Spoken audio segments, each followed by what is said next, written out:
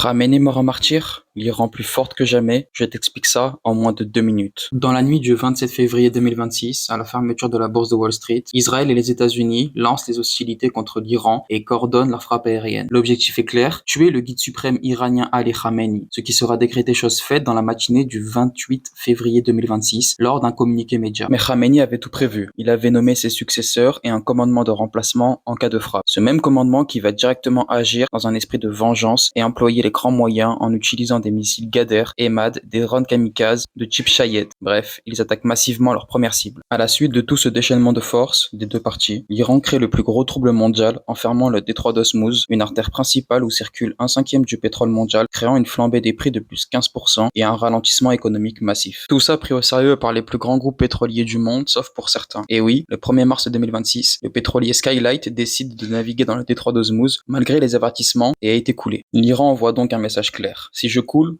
vous coulerez tous avec moi. Et maintenant, plus personne ne contrôle rien. Là où l'objectif principal aurait été un coup chirurgical comme au Venezuela, on tue Khamenei, le peuple se lève et on rentre à la maison, eh ben ça ne s'est clairement pas passé comme prévu. Les États-Unis à mal, l'Iran en position de force, la France obligée d'entrer dans le conflit. Abonne-toi pour d'autres vidéos comme celle-là.